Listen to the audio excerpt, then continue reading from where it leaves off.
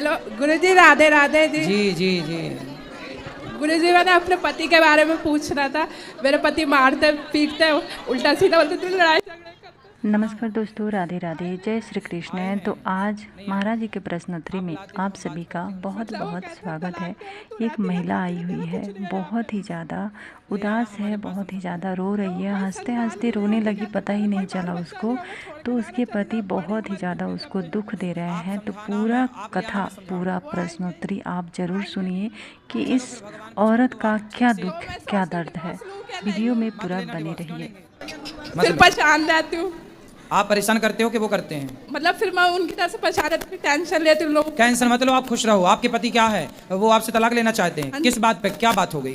लड़ाई झगड़े आपस में बनती नहीं तो है। झगड़ा लड़ाई आप चुप रहा करो। वो आदमी बोल रहा है, बोलने दो। आप बोल के देख लिया, थोड़ा आप भी बोल के देख लो, क्या फर्क पड़ता है बोल के? क्या था, फिर बाल बच्चे भी नहीं होंगे, ऐसे ही रहना तो रहती रहे। इसलिए चुप रहो, डिवोर्स लेने से कोई फायदा नहीं है। तो फिर क्या बाद में ठीक हो जाएगा। वो बाल बच्चे भी नहीं होंगे, ऐसे ही रहती रहना तो कहते हैं। होंगे बाल बच्चे, अभी नहीं हुए आपके? नहीं, 50 साल की एज है, अब 6 साल हो गए शादी को। आपकी एज 50 साल की? नहीं, पति की 50 साल की है। आप पति पता, और आपकी? 30 साल है मेरी। तो 20 साल बड़े पति से काहे, मतलब पुरुष से काहे ब्याह किया? जल्दीबाजी में कर लिया था। कौन जल्दीबाजी में? कौन? मतलब मम्मी की फ्रेंड ने करवा दिया था जल्दीबाजी में रिश्ता। तो बूढ़े से ब्याह कर लिया, बताओ आपने। तो अब सोचती हूँ अब मेरी उम्र है, चलो कहीं हो जाएगा, उससे डिवोर्स ले लेती, वो तो देगा नहीं। बूढ़ा तो मैं तो चलो जवान में, चलो मैं कहीं और सोच लूंगी फिर। अरे भाई, तो आपने पहले क्यों नहीं देखा कि बूढ़ा है? पहले जल्दीबाजी में कर ली। मैं क्या करूँ राम, मुझे बुढ़ा मिल गया। आपके चक्कर में गाना बना है। आपके चक्कर में गाना बन गया। मैं क्या करूँ राम, मुझे बुढ़ा मिल गया। अब मैं क्या में रहती हूँ, भाई कहता मेरी शादी नहीं होगी तो यहाँ पड़ी हुई है, भाई से बातें सुनती। नहीं, बात तो सही है। तो आपने ये बताओ, पहले नहीं देखा था कि वो बुढ़ा है? तो पर फिर जल्दीबाजी में होगी ना, अब सोचते अब डिवोर्स ले लूँ, अब क्या करूँ। कितने साल हो गए शादी के? 6 साल हो गए। 6 साल बाद आपको याद आया कि बुढ़ा है? हाँ। 6 साल बाद पता चला कि बुढ़ा है। और क्या था, बाल बच्चे भी नहीं होंगे, ऐसे रहना तो रहती रहा। अब मेरा मन नहीं लगता उस घर में, सोचती हूँ डिवोर्स दे दो, अब कुछ हो जाएगा। तो बाल बच्चा वो नहीं चाहता? नहीं। तब 50 साल में क्या होगा? अब वो कहते ना तेरे शौक पूरे कर सकता मैं। हाँ, तो 50 साल का बुढ़ा तो थर थर खुद कांप रहा होगा। हाँ। वो का शौक पूरा करेगा? ज्यादा खर्चे होते तो हाथ उठाने को दौड़ता फिर। अरे बोल देना, बढ़ऊ चुपचाप बैठे रहो। नहीं, कहता रहना रह, जाना चली जा। ठीक है, अब क्या करो। लेकिन गलती आपकी भी है और आपकी माँ की गलती है। आपकी माँ ने ब्याह कराया? नहीं, मैंने अपनी मर्जी से करा था, देख के। तो आपने देखा कैसे, ऐसे बुढ़े को देख लिया? क्या क्या क्या देख के की थी शादी? सहेली ने मतलब जल्दीबाजी में करा रही। ठीक है, नहीं जल्दीबाजी तो ठीक, पर ये बताओ क्या देखा? क्या सुंदर था, पैसे वाला था, क्या था? मतलब ठीक है, ऐश कराएगा ये वो। तो जब आपकी पसंद का था तो फिर 6 साल में पसंद खत्म, फिर निभाओ। अब सुंदर था, बुढ़ा या पैसे वाला था? अब फिर क्या था, बाल बच्चे नहीं होंगे, फिर मेरा मन भी नहीं लगता। अब सोचती नहीं, उसकी पहले शादी हो चुकी थी क्या? हाँ जी, हो गई थी। तो आप काहे सेकंड हैंड से शादी करने गई? बताओ, आपके खुद बुद्धि में पता नहीं क्या बैठा था। अब सोच रहे हो अब डिवोर्स ले लूं, मन लगता है। तो आपको पहले उस बुढ़े से प्यार हो गया था क्या? मतलब पहले वो सही रहता, अब ऐसे हो गए। तो ये बताओ, पसंद तो आपने किया था उसे पहले? हाँ, मतलब कहा था माँ बाप को देखने के लिए, सही है, और सबने ही देखा था। सबने देखा था, तो आपको भी पसंद आया था? हाँ, पसंद था, फिर 6 साल में पसंद खत्म। तो अब आपका निर्णय है कि तलाक ले लेना चाहिए। तो अब हमसे पूछ रहे हैं, लेकिन हम क्या बताएं? अब ये बताओ, अब तलाक लो क्या, राव क्या ना रहो ऐसी कंडीशन में? अब देखो, हमारे यहाँ तो पति पत्नी का रिश्ता 7 जन्म का मानते हैं, हमेशा के लिए हो गया। पर वो बनेगा नहीं ना, जितना भी कर लूंगी तो। क्यों? वो मतलब क्या रहना तो ऐसे रहती रह, नहीं तो फिर डिवोर्स देता, अलग हो जाए। अब देखो, आपका डिसीजन भगवान जाने। मैं क्यों कह दूं कि तुम डिवोर्स ले लो? मैं कह के पाप का भागी क्यों बनूं? नहीं, फिर मैं नहीं लेती, टेंशन बनती, फिर क्या इसका हल टेंशन काहे बनाना, खुश रहो। कुछ धन दौलत है उसकी?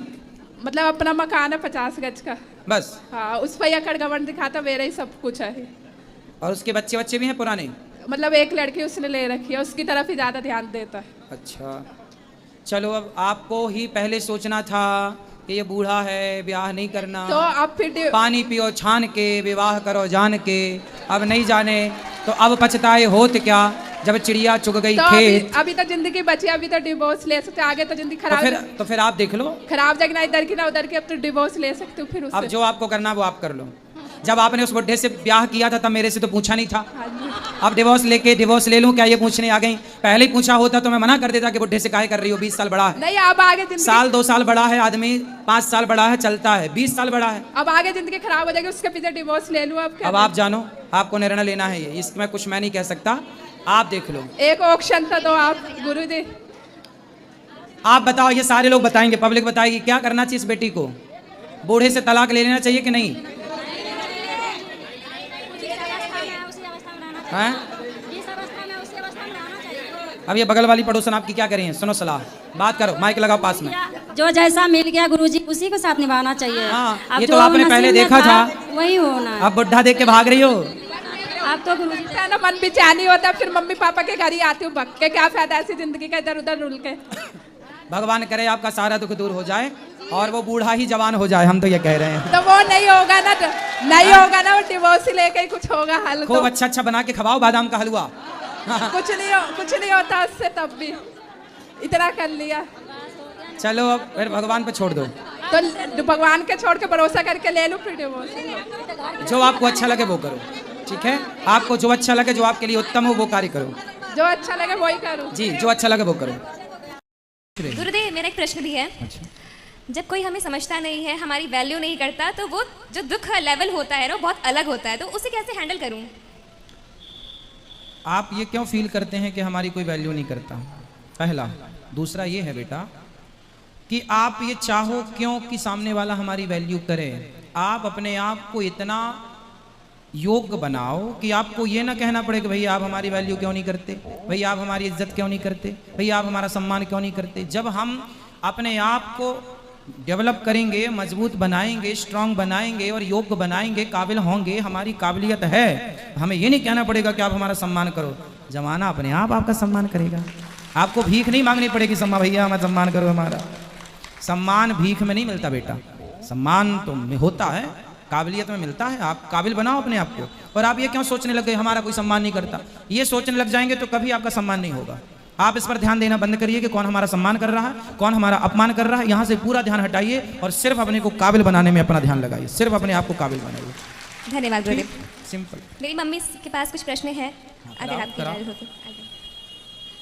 ये मेरी मामी है और ये मेरी मम्मी है। मम्मी नहीं, मैया।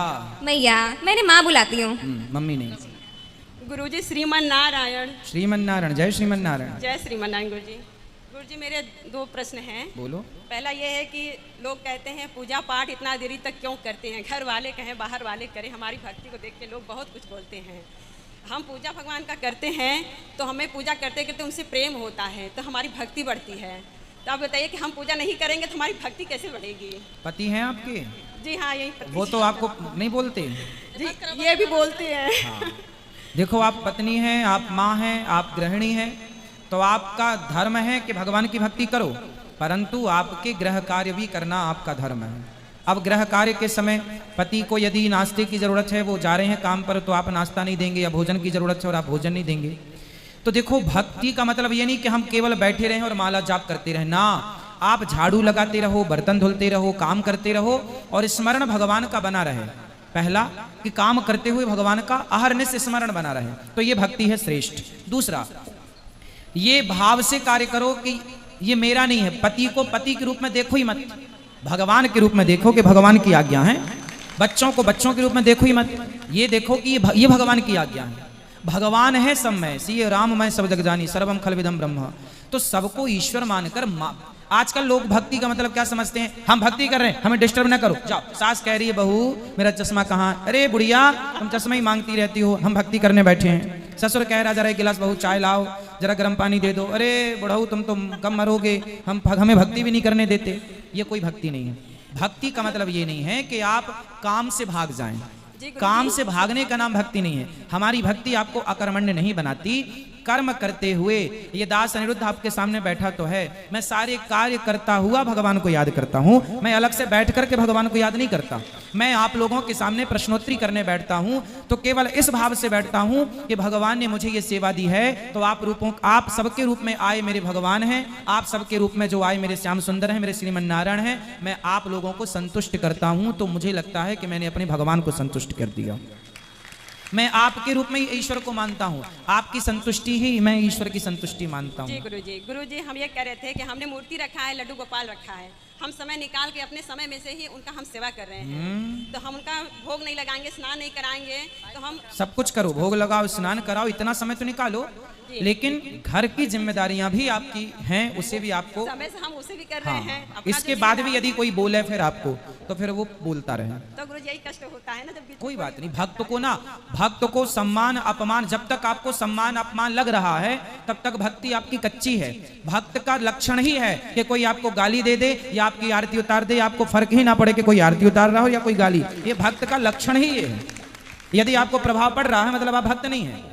यदि आप प्रभाव से परे हैं कि आपको गाली का भी असर नहीं है और आरती भी उतारी गई, आपको आरती, हाथी चला बाजार कुत्ते लगे हजार, हाथी चलता है, कुछ लोग आरती उतारते हैं हाथी की, हाथी ध्यान नहीं देता, वो कुत्ते पीछे से भाव भाव भाव भौंकते रहते हैं, कुत्ते उन पर भी, हाथी उन पर भी ध्यान नहीं देता। तो भक्त का रास्ता हाथी की तरह है कि हाथी की तरह भक्त मस्ती से भगवत ध्यान में चल रहा है। सुखदेव भगवान जब चले, और जब चले तो कुछ लोग तो उनको चिढ़ा रहे हैं, बाबा बाबा बाबा, कुछ लोग पत्थर फेंक रहे हैं, कुछ स्त्रियां उनके पीछे पीछे, बच्चे उनके पीछे दौड़ रहे हैं। तो सुखदेव भगवान जब चले तो वो किसी पर ध्यान नहीं दिए कि हमारे पीछे कोई धूल फेंक रहा, उनकी तरफ कोई धूल फेंक रहा था, कोई पत्थर फेंक रहा था। नागा बाबा आ गए, नागा बाबा आ गए, ऐसे कह रहे थे सुखदेव भगवान। उन्हें कोई फर्क नहीं पड़ता कि आप हमें गाली दे रहे हो, पत्थर फेंक रहे हो, कि हमारी तरफ पुष्प फेंक रहे हो, कि पत्थर फेंक रहे हो। ऐसे सुखदेव भगवान, जो भगवान में डूब गया उसे पता ही नहीं चलेगा कि आप हमारी तरफ पुष्प फेंक रहे हैं या पत्थर फेंक रहे हैं। ये स्थिति है, इस स्थिति तक जाना है। और आप यहीं उलझी रहोगी, या हमें फलाने ने ऐसा कह दिया, फलाने वैसा कह दिया, तो कह दिया, उनका धर्म ही है बेचारों का कहना।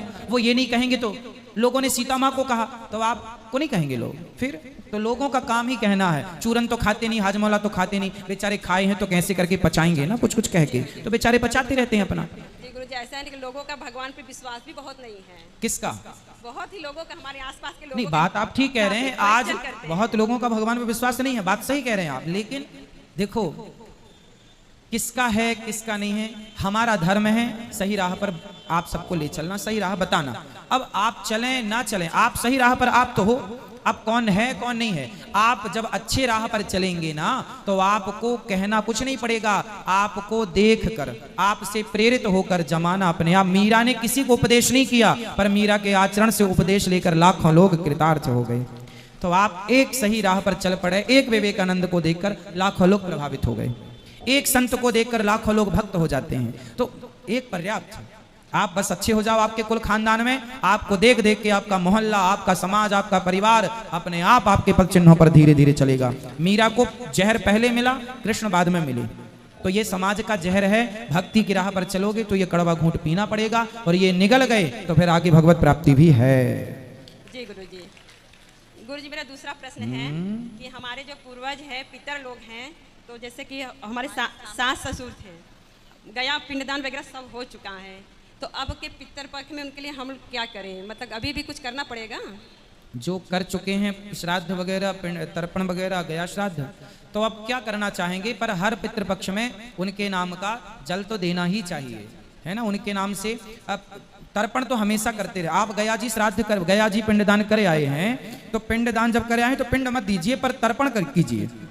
तर्पण का विधान हमेशा 12 महीने हमेशा, कुछ लोग तो नित्य तर्पण करते हैं। तो गुरुजी साबुन तेल वगैरह सब छोड़ना पड़ता है 15 दिन पितर पक्का, तो ये सब निभाना पड़ेगा इसमें भी? नहीं, खाना पीना तो अलग विषय है, जब सब करे आए हैं तो बहुत ज्यादा नहीं, केवल तर्पण करते रहो, जल देते रहो उनके नाम से।